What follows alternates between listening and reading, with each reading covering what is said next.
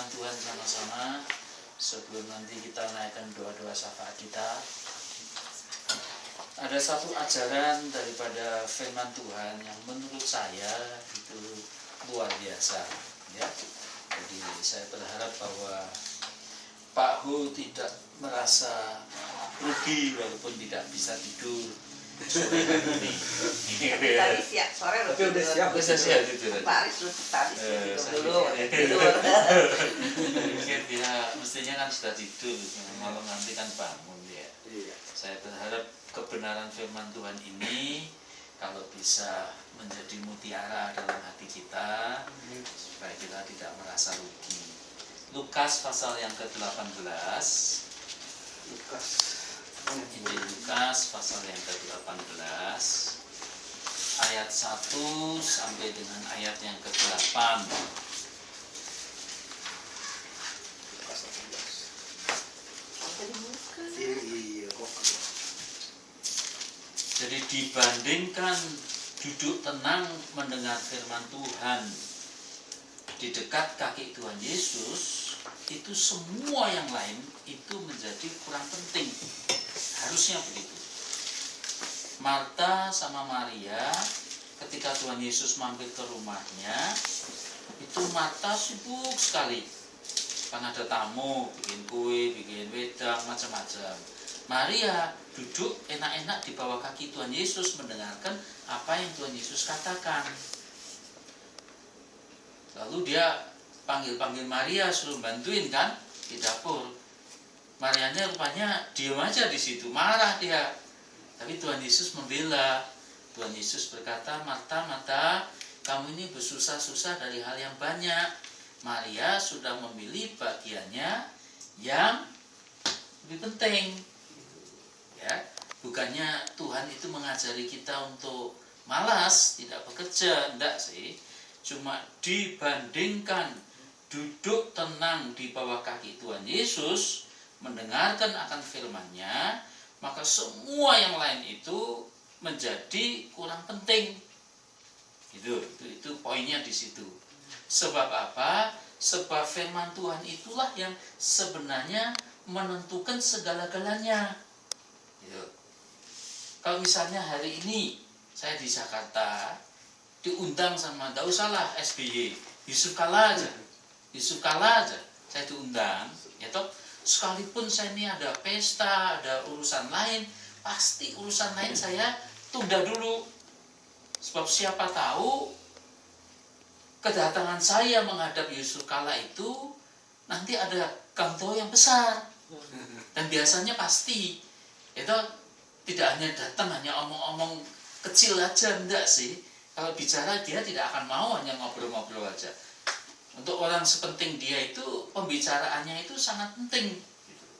Itu maksudnya itu begitu. Nah, Tuhan itu juga sama.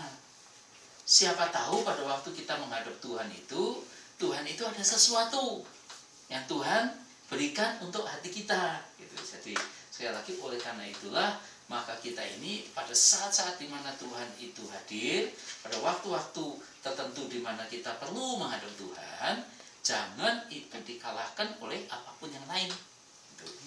Ya, itu sih poinnya di situ. Kalau dapat saya, nanti kita cek di surga.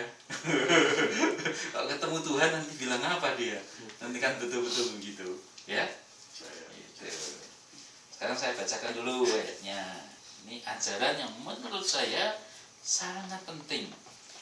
Perumpamaan tentang hakim yang tidak benar. Jadi ada hakim yang jahat, hakim yang lalim, hakim yang kurang bagus.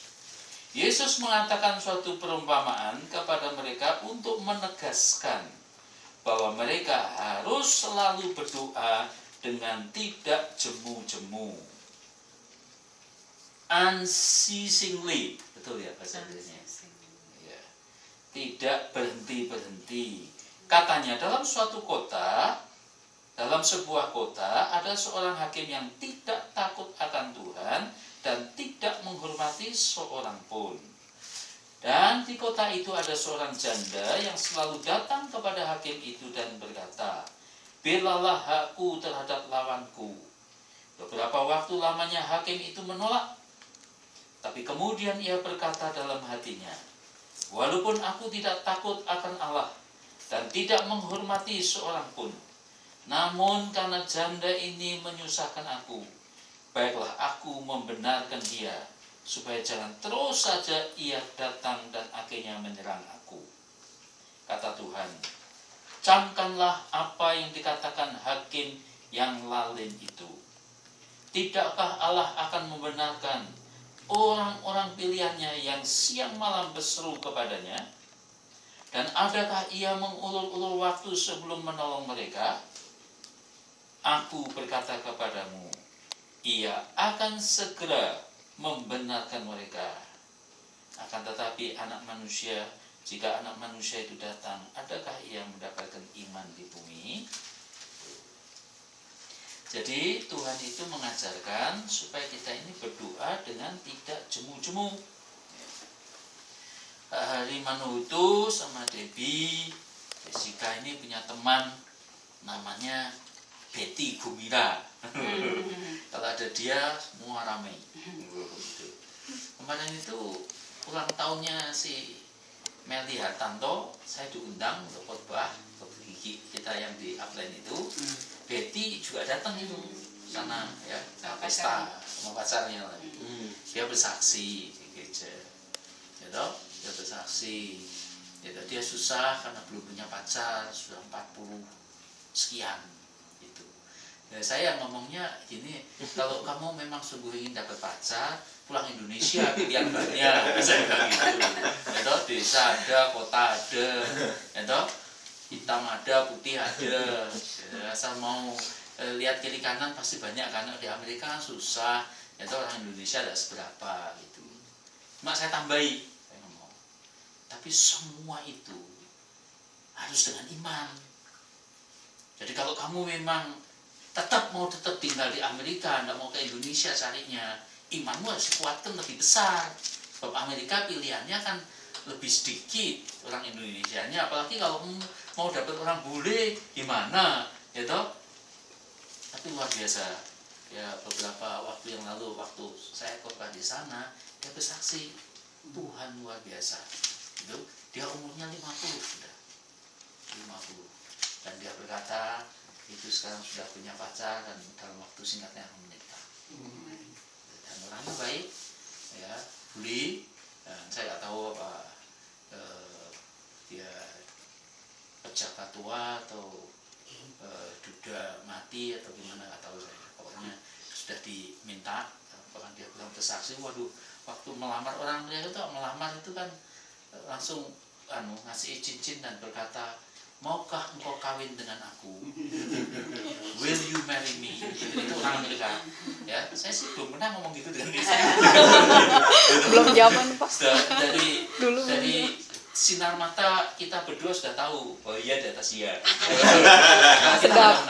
Pak Yus sudah. Sedap. Dia ini orangnya sampai jongkok di depan banyak orang pas ikutan doa itu. Ya toh, diambil cincinnya sudah disiapkan. Will you marry me? Gitu. Jadi dia senang sekali ini Betty Gembira ini. Ya, orang Bandung. Jadi